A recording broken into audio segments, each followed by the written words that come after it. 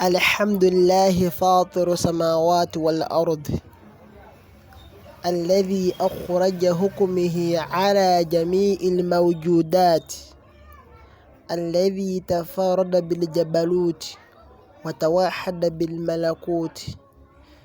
نحمده سبحانه وتعالى وأشكره وأسأله المزيد من كرمه وفضله،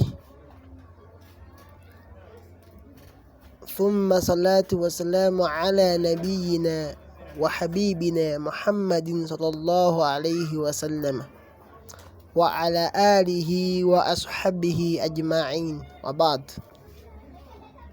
Abooluganda abalungi, tumutenda Allah subhanahu wa ta'ala onyini kubeera nga ateekawo eggulu n'ensi.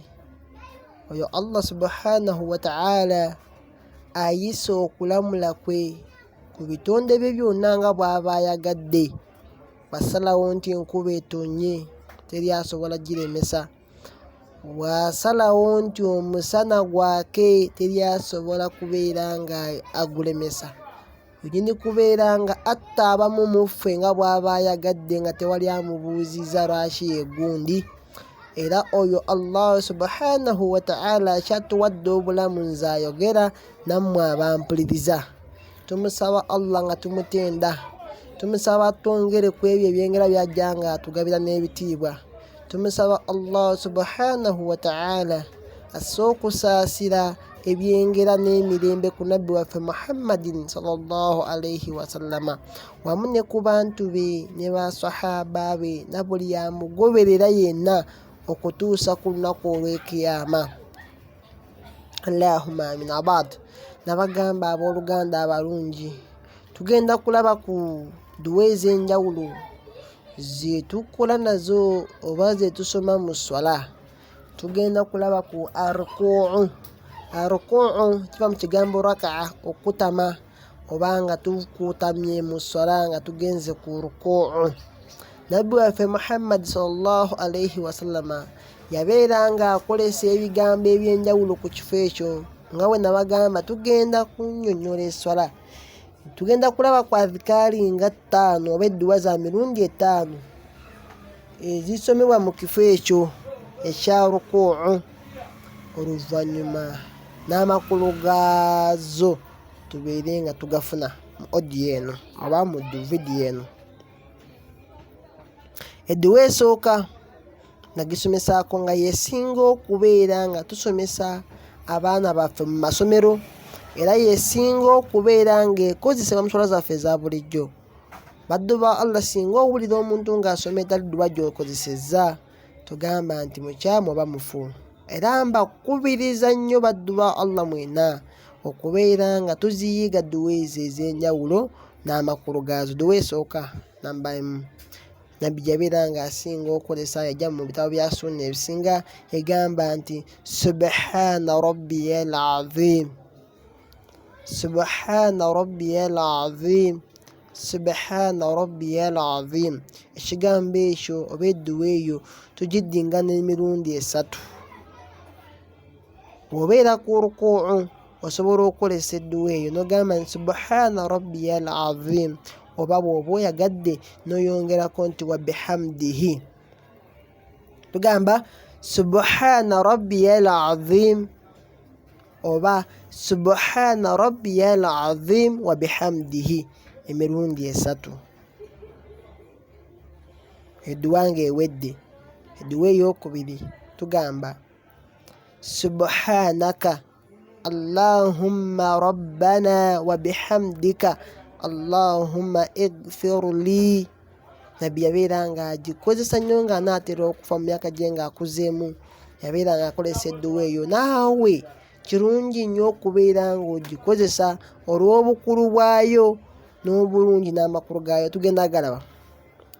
Tugamba ti subhanaka allahumma wa bihamdika allahumma ighfir li, subhanaka allahumma rabbana wa bihamdika allahumma ighfir li. Eyo gisoma omulundi gumu.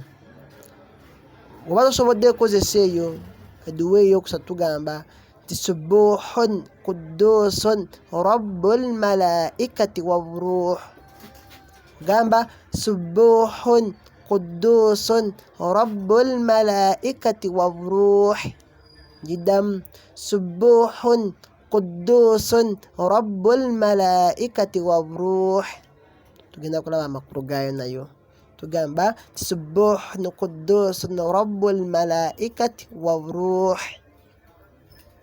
Then ye dua eyokuna nga naye ekolesebwa ku kifo kya ruku'u nga oba tusobodde kozesa eri esooka n'eyokubiri n'eyokusatu okozesa negamba nti Allahumma laka raka'tu Allahumma laka raka'tu wa bika amantu wa laka aslamtu khasha'a laka sam'i wa basari wa mukhi wa 'azami wa asabi wa ma istaqalla bihi qadami.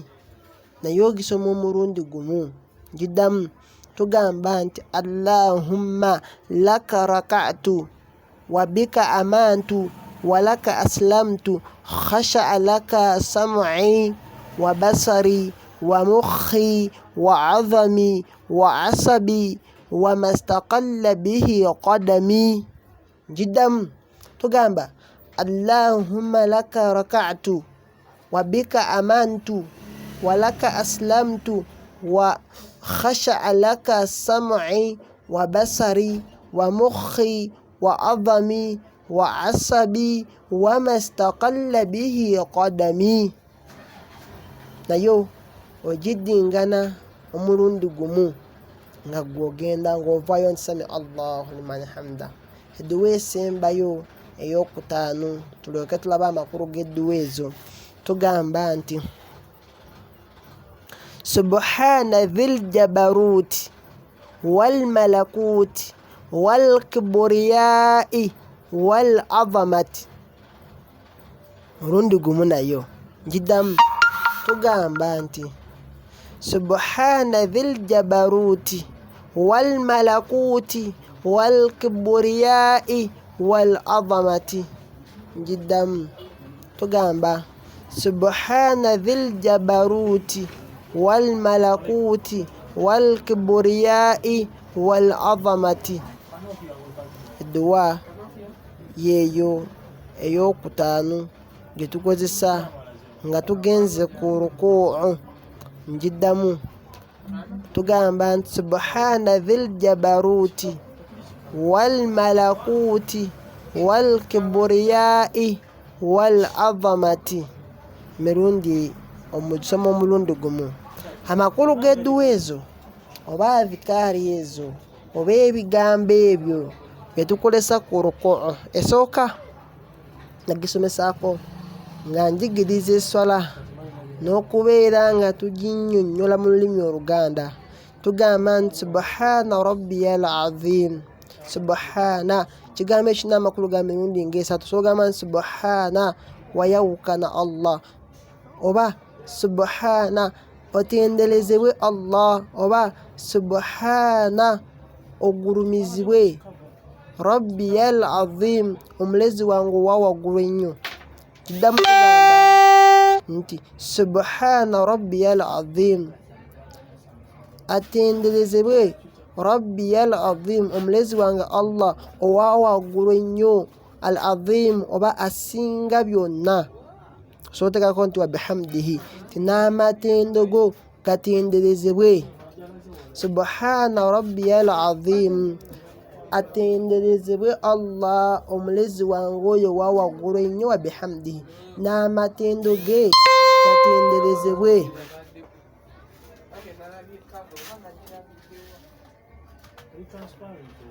Jiddamu tugamba subhana rabbiyal azim, atenderezebwe Allah omulezi wange owa waggulu ennyo, oba omulezi wange asinga omugulumivu ennyo, emirundi esatu. Bw'okolesa eyokubiri gamba nti subhanaka Allahumma rabbana wa bihamdika Allahumma ghfirli.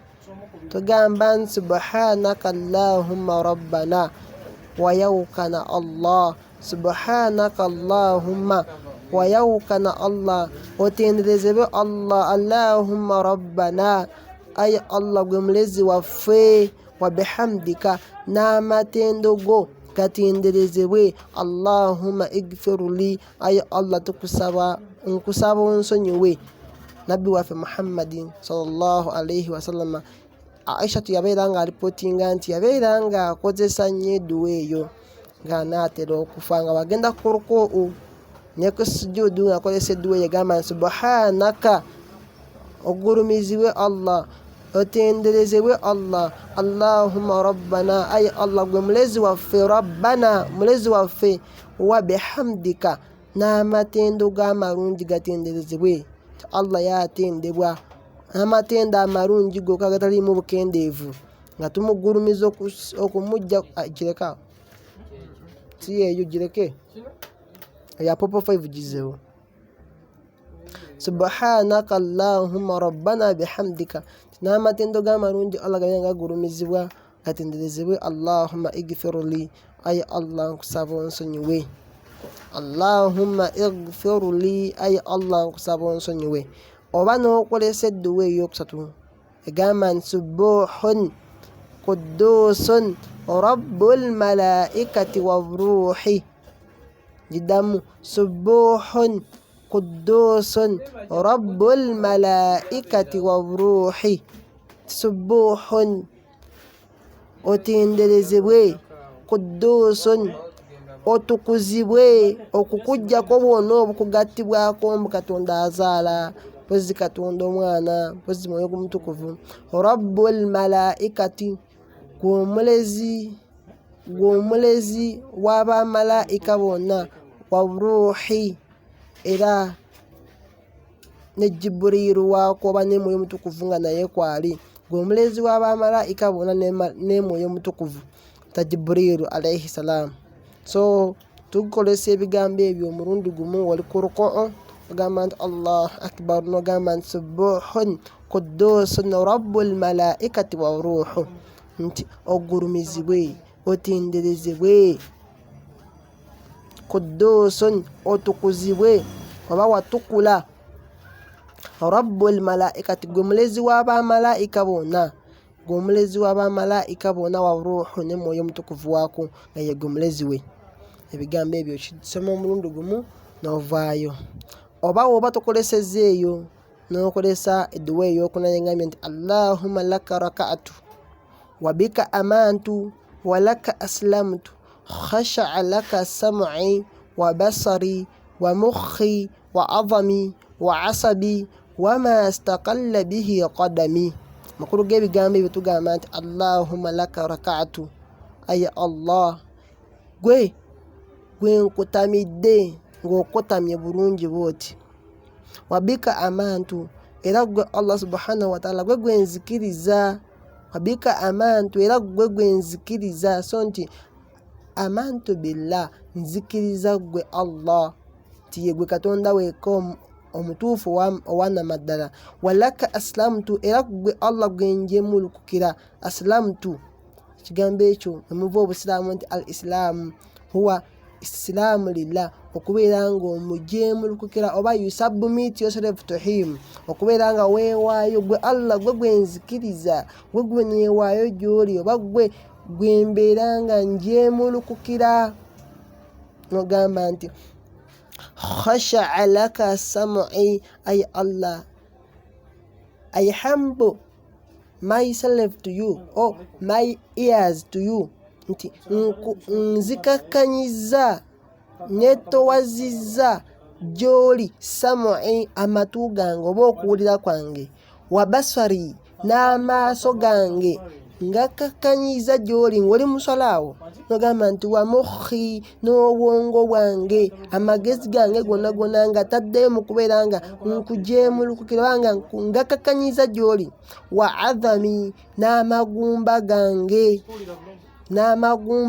nga gakakanyiza gy'oli wa asabi n'emisiwa gyange asabi zabita nerves emisiwa n'emisiwa gyange gakakanyiza gy'oli n'ogamba nti wama staqalla bihi qadami era Allah gwe gy'oli nzikakkanye zenna n'ebyo byonna amagulu gange bisitudde oba n'amagulu gange nga yimiriza wano eno nga nkutamye nga ngakkanyiza gy'oli mulezi wange. Byonna okutambula okola kikonna nkutambudde nkutamye nga nkutamira gy'oli omulezi wange Allah subhanahu wa ta'ala. Ndamu amakulu g'edduwa tugamba nti Allahumma laka raka'atu, aye Allah nkutamye ku lulwo oba nkutamye gy'oli, wabika amantu era eri gwe Allah gwe gwenzikiriza, wabika amantu gwe gwenzikiriza, walaka aslamtu era gwe Allah subhanahu wa ta'ala gwe njemulukikidde njemulukuse ku lulwo. So nti okuyimirizaawo swala eno bingi byembadde nsobola okubeerako enkola naye mbyerekereza ku lulwo Allah subhanahu wa ta'ala n'ogamba nti khasha'a laka sam'i, nzikakkanyiza ayhambu myself, kanyiza amatu gange okuwulira wano nkutadde gy'oli, wabaswari n'amaaso gange gakakkanye muswala wano nga ndi mu maaso g'ogwe Allah subhanahu wa ta'ala, wa mukhi era n'amagezi gange gonna n'obwongo bwange bwonna mbukakkanyiza kati gwe gweka gwe ndowoozaako byonna mbyerekereza. N'ogamba nti wa adhami n'amagumba gange gali wano muswala nzikakkanye ng'okutamye bulungi bw'oti. Nova nabbi yagamba nti oba ogenze ku rukuu, waliwo hadithi emu gye baaripootinga ng'agamba nti nabbi yabeeranga ku rukuu nga bw'asoma atahiyatu ekiseera ekyo wakimala, ne bw'asoma alifatiha nga paatisi ezo oba agenze ku rukuu oba ku sujudu ng'ekiseera kyamalawo ku alifatiha ne ku rukuu ng'abeera mwetowaze nnyo ng'aleeta khushu eri ey'enjawulo ne yeetowaza mu maaso ga Allah n'abeera ng'asoma ekigambo kimu kimu nga kivaayo n'amakulu gaakyo. Nabbi yagambira nti oba okutamye kutama bulungi obeere nga okola gye bayita right angle mu luzungu, nga ne bateeka esowaani ku mugongo tegwa esigala ng'eri balanced bulungi, ne bakikopo nga tekigwa. Nabbi kyagamba nti beera mu nswala nga weena wooli obwongo omubiri na buli kimu. N'ogamba nti wa adhami n'amagumba gange ngakkanyiza gy'oli, wa asabi n'emisiwa gyange gyonna gikakkanye ku lulwo ya Allah subhanahu wa ta'ala, wama staqalla bihi qadami na buli kyonna ebigere byange gye bisitudde byonna mbikakkanyiza gy'oli gwe Allah yantonda. Adhikaari ey'okuna. So osobola ogisoma ng'oli mu nswala n'ogamba nti Allahumma laka raka'atu wa bika amantu wa laka aslamtu khasha'a laka sam'i wa basari wa mukhi wa adhami wa asabi wa ma astaqalla bihi qadami. Bambisoma ebigambo ebyo ng'obitegeera amakulu gaabyo. W'onaabitegeera amakulu swala yo ojja kubeera ng'ogiwa obudde ne by'osoma bibeere nga biva ku mutima gwo. Adhikaari esemba tugamba nti subhana dhil jabaruti wal malakuti wal kibriyai wal azamat oba wal azama. Jiddamu subhana dhil jabaruti wal malakuti wal kibriyai wal azamat. Ebigambo ebyo bisoma omulundi gumu otinda Allah nti subhana dhil jabaruti, Allah akbar, glory to you, master of power. Jabaruti ge maanyi, nanyini majiji, nanyini maanyi nti subhana wayawukana oba otenderezewa Allah oba amatendo gonna amarungi gadde eri gwe. Dhil jabaruti nanyini maanyi, Allah yalina amaanyi awaako gw'aba ayagadde. Mulaba bano bajjabbaaru abalina amaanyi abeetutuubya n'agamba nti nsobola osaanyaawo ensi namba, abalina mizeerozi abalina ebyokulwanyisa. Allah ye nanyini byakulwanyisa yennyini byonna.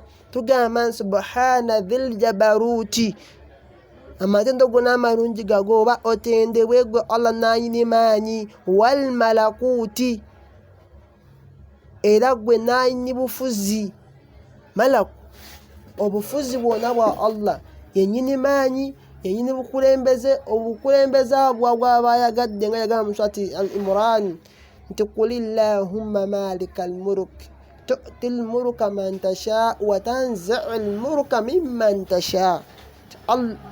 قل يا وقام نبي في محمد انت وقام بي لا هم مالك الملك أي الله omukulembeze w'abakulembeze gwe naanyini bukulembeze naanyini bufuzi tu'til mulka man tasha ow'obufuzi gw'oba oyagadde ow'obukulembeze gw'oba oyagadde watanzi'ul mulka mimman tasha era ojja obukulembeze gwoyo gw'oba oyagadde abantu Allah yabawa era yabajjako wano mulaba e Uganda waffe Allah akulaga abantu balina amaanyi agalonda musobola okulonda omuntu ye naayini bukulembeze n'abwa gw'aba ayagadde. Wallahi twalonda ffenna abantu mulonze ne muba gwe muba mwagadde ng'abantu musazeewo Allah n'aleeta omuntu nga temumusuubidde nga mumanyi nti leero waakugwagenda. Wallahi Allah n'amukomyawo mu palamenti oba n'amukomyawo ku bukulembeze n'ayongera okubeera ng'abakalakata.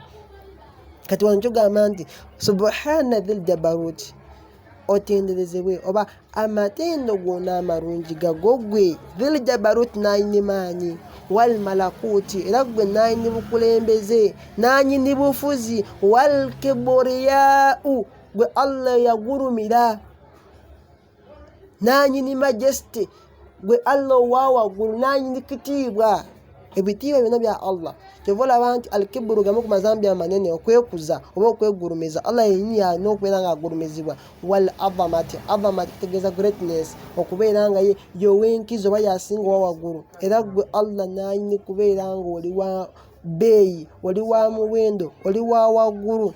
So tugamba nti subhana dhil jabaruti wal malakuti wal kibriya wal azamati. Amakulu gayo otenderezebwe Allah gwe naanyini maanyi era gwe naanyini bufuzi era gwe Allah subhanahu wa ta'ala naanyini bugurumivu naanyini kiburi gwe Allah yagurumira gwe Allah yeegurumiza mumanya ge mulimu nti almutakabbiru era gwe noogeza okola kiburu obanga oyambadde ekyambalo kya Allah ekyokwekuza ye Allah yalina okwekuza kubanga ye yagurumira yakula nawola. Tugamba nti wal azamati era gwe Allah naanyini gwasinga naanyini greatness gwa omugurumivu owawaggulu ennyo asinga. So ezo zonna zikaari tuzikozesa oba ezo zonna edduwa tuzisoma nga tugenze ku rukuu. Oyagala osobola okukolesa esooka subhana rabbiyal azim oyagala n'okolesa eyokubiri subhanaka allahumma rabbana wa bihamdika allahumma igfirli oba n'okolesa eyokusatu nti subuhun quddus rabbul malaikati wavruh oba amakulu gaabyo ge mulabye oba eyokuna nti allahumma laka raka'tu wa bika amantu wa laka aslamtu khasha'a laka sam'i wa basari wa mukhi wa adami wa asabi wama astaqalla bihi qadami oba n'okolesa esemba ti subhana dhil jabaruti wal malakuti wal kibriyai wal azamati.